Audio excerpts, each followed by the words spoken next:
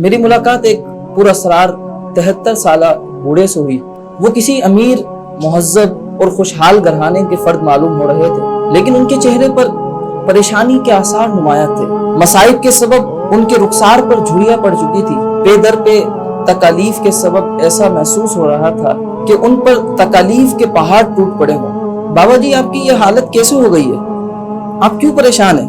آپ آلام و مصائب کے مارے دکھائی دے رہے ہیں، خیر تو ہے؟ ان کی یہ حالت دیکھ کر مجھ سے رہا نہ گیا۔ آگے بڑھ کر میں نے ایک ساتھ یہ سوالات کرنے کی جسارت کی۔ وہ کہنے لگے، بیٹا کوئی ایک دکھ ہو تو بتاؤں، میرے تو اتنے زخم ہیں کہ بتاتے بتاتے یہ پوری رات گزر جائے گی، لیکن ان زخموں کی فہرست ختم نہیں ہوگی۔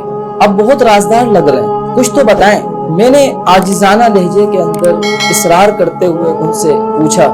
اب وہ ذرا سیدھے ہوئے اور سلسلہ کلام جاری کیا۔ کہنے لگے کہ مجھے اللہ تبارک و تعالیٰ نے ایک عظیم تحفے کے طور پر وجود عطا فرمایا۔ میں جس قوم کو ملا اس قوم نے میری قدر نہیں کی۔ ان کے بڑے چھوٹوں سب نے مل کر مجھے ایک ساتھ لوٹا، مجھ پر ظلم کیا، میرے وجود پر طرح طرح کے زخم لگائے۔ اس بوڑھے کی پر اسراریت میرے ذہن میں مزید بڑھتی گئی۔ طرح طرح کے خیالات میرے ذہن میں گردش کرنے لگے۔ آخرکار میں نے یہ سوال کرنے کی جرات کر ہی لی کہ بابا جی ذرا یہ تو بتائیں، آپ ہیں کون؟ آپ کا تعلق کہاں سے؟ اور یہ جو مبہم اور پوشیدہ باتیں آپ کر رہے ہیں، اس کی وجہ کیا ہے؟ انہوں نے لمبی سانس لی اور اپنی رودات بتانے لگے۔ بچے، میں پاکستان ہوں۔ میرے بنانے میں 30 لاکھ مسلمانوں نے اپنی قیمتی جانوں کی قربانی دی۔ 70,000 پاک باز خواتین کی عزتیں لوٹی گئیں، علماء کرام کے گلے کاٹے گئے، مسلمانوں کی بستیاں نظر آتش کی گئیں، خاندانوں کو تباہ کر دیا گیا، گھر بار، مال و متاع اور عزت و آبرو محفوظ نہ رہ سکی۔ یہ سب قربانیاں تمہارے آباء و اجداد نے کیوں دی تھی؟ ان تمام چیزوں کا مقصد کیا تھا؟ ان تمام قربانیوں کا اور مجھے بنانے کا مقصد صرف اور صرف یہ تھا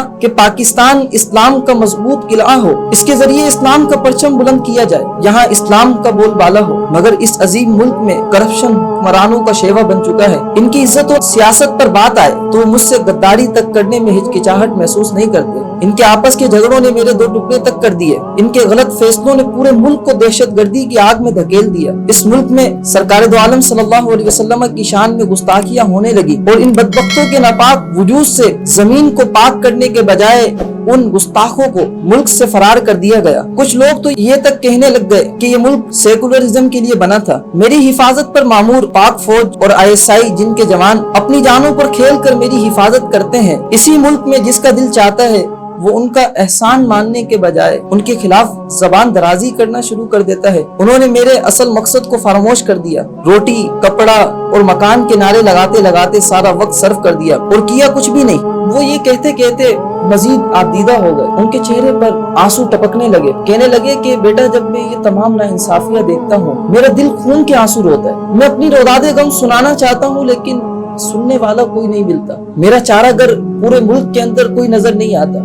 میں اپنی روداد غم اور میں اپنی داستان غم کس کو جا کر سناؤں؟ قائد اعظم نے فرمایا تھا کہ ہم پاکستان کو ایسا ملک بنائیں گے کہ جس پر پوری انسانیت اسلام کے حوالے سے رشک کرے گی، اور ہم اسے اسلام کا مضبوط قلعہ بنائیں گے۔ اسلام کے حوالے سے پاکستان کو ہم رول ماڈل کے طور پر پیش کریں گے اور اسلام کی صحیح تصویر پاکستان کے ذریعے پیش کریں گے۔ بیٹے، تم نے بات چھیڑ ہی دی ہے تو میں تمہیں ایک راز کی بات بتاتا چلوں۔ تمام پاکستانیوں تک میرا یہ پیغام پہنچا دینا۔ دشمن پاکستان کو ختم نہیں کر سکتا۔ ساتھ ہی اس کی دلیل بھی سن لو۔ پاکستان 27 رمضان المبارک کو بنا ہے اور اسی رات قرآن کریم نازل ہوا۔ اس میں ایک اہم اشارہ ہے۔ قرآن مجید کی برکت سے پاکستان کی حفاظت اللہ تبارک و تعالی ہی فرمائے گا۔ پاکستان اس وقت تک ترقی نہیں کر سکتا جب تک کہ اس کے اصل مقصد کی طرف پاکستانی لوٹ کر نہیں آئیں گے۔ لہٰذا ترقی کرنی ہے تو پاکستان بننے کے اصل مقصد کو سمجھنا ہوگا اور اس کو عملی جامہ پہنانا ہوگا، اور اس کو عملی جامہ پہنانے کے لیے تمام پاکستانی علماء کرام اور ہر طبقے کے درد مند اہل افراد کو اپنے اپنے طور پر کردار ادا کرنا ہوگا۔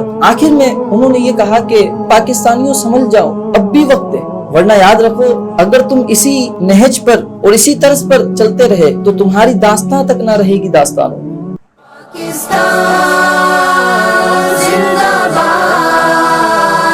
Pakistan